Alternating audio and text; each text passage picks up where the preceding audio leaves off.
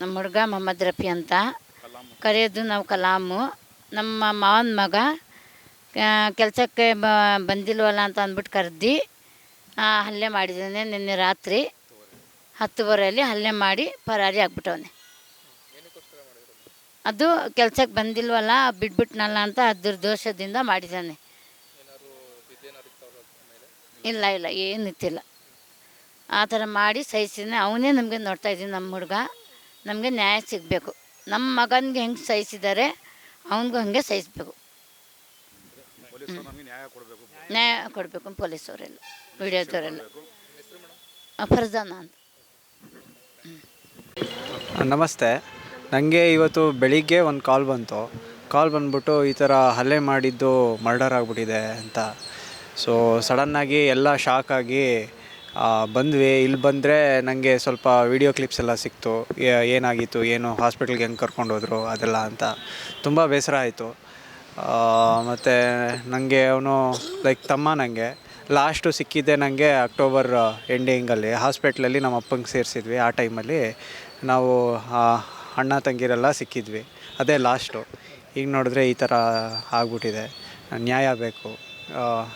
ಅವನಿಗೆ ಯಾರು ಹಲ್ಲೆ ಮಾಡಿದ್ದಾನೆ ಅವನಿಗೆ ಶಿಕ್ಷೆ ಸಿಗಬೇಕು ಅಂತ ಪೊಲೀಸರಿಂದ ಒಂದು ರಿಕ್ವೆಸ್ಟ್ ಇದೆ ಅಷ್ಟೇ. ಸಲ್ಮಾನ್ ಅಂತ. ನಿನ್ನೆ ಏನು ಘಟನೆ ನಡೆದಿದೆ, ಈಗ ಅವರು ಏನು ವಿವರವಾಗಿ ಹೇಳಿದರೋ ಅಷ್ಟೇ ಮಾತಿಗೆ ಹಲ್ಲೆ ಆಗಿದೆ. ಹಲ್ಲೆ ಆಗಿ ಹುಡುಗನಿಗೆ ಒಂದು ಸುಮಾರು 23 ವರ್ಷ ವಯಸ್ಸು. ಇನ್ನು ಬರೋ ತಿಂಗಳು ಮದುವೆನೂ ಇದೆ ಪಾಪ ಹುಡುಗಂದು. ಕರೆದು ಕೆಲ್ಸಕ್ಕೆ ಬರಲಿಲ್ಲ ಅಂತ ಕರೆದು ಹಲ್ಲೆ ಮಾಡಿ ಸಾಯಿಸಿದ್ದಾರೆ. ಅವ್ರ ರಿಲೇಟಿವ್ನೇ, ಅವರ ಸ್ವಂತ ಮಾವನ ಮಗ.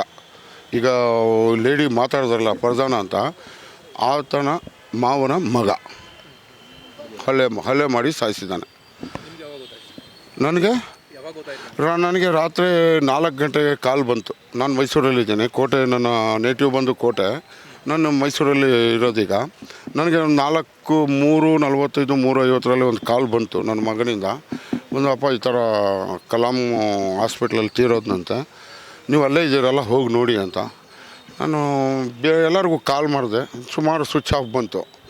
ಈಗ ಎಲ್ಲಿ ಬಂದು ಹುಡುಕೋದು ಆ ರಾತ್ರಿಲಿ ಅಂದ್ಬಿಟ್ಟು ಬೆಳಗ್ಗೆ ಅವರ ಚಿಕ್ಕಮ್ಮ, ಅವರು ಹುಡುಗನ ಸಾಕಿರೋದು, ಅವರು ಚಿಕ್ಕಮ್ಮನವ್ರಿಗೆ ಕಾಲ್ ಮಾಡಿದೆ. ಬಾಬಾ ನಾವು ಇಲ್ಲಿದ್ದೀವಿ ಬನ್ನಿ ಹಾಸ್ಪಿಟ್ಲ್ ಅಂತ ಅಂದರು. ಏನಮ್ಮ ಹೆಂಗಾಯಿತು ಅಂದೆ. ಬಾಬಾ ರಾತ್ರಿ 2 ಗಂಟೆಗೆ ಕರ್ಕೊಬಂದು 2:30 3 ಗಂಟೆ ಅಂತ ಚಿಕಿತ್ಸೆ ನಡೀತು. ಚಿಕಿತ್ಸೆ ಏನು ಫಲಿಸಲಿಲ್ಲ.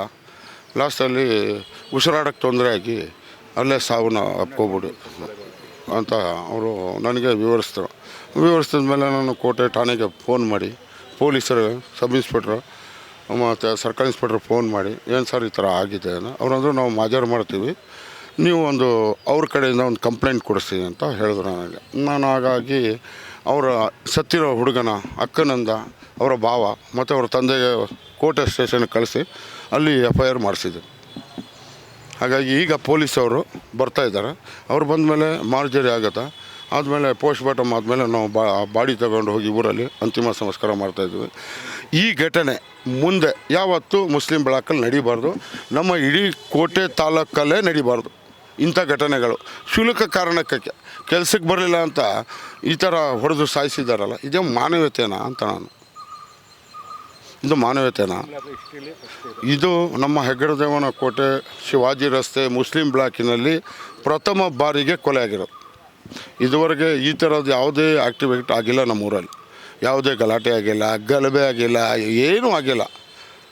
ಯಾವುದೇ ಒಂದು ಗಲಭೆಗಳು ಆಗಿಲ್ಲ. ಎಲ್ಲ ನಾವು ಅಣ್ಣ ತಮ್ಮದ ಥರ ಇದ್ದೀವಿ ಕೋಟೆ ತಾಲೂಕಲ್ಲಿ. ಹಾಗೆ ನಡ್ಕೊಂಡು ಬರ್ತಾಯಿದ್ದೀವಿ, ಇನ್ನು ಮುಂದೆನೂ ಹಾಗೆ ನಡೀತೀವಿ. ಹಾಗಾಗಿ ಸಣ್ಣ ಶುಲ್ಕ ಕಾರಣಕ್ಕಾಗಿ ಸಾಯಿಸಿದ್ದಾನಲ್ಲ, ಇವನಿಗೆ ತಕ್ಕ ಶಿಕ್ಷೆ ಆಗಬೇಕು ಅಂತ ನಾನು ಕೇಳ್ಕೊತಾ ಇದ್ದೀನಿ.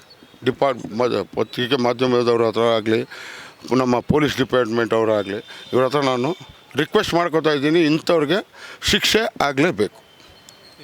ನನ್ನ ಹೆಸರು ಅಬ್ದುಲ್ ಖಾದರ್ HS ಅಂತ.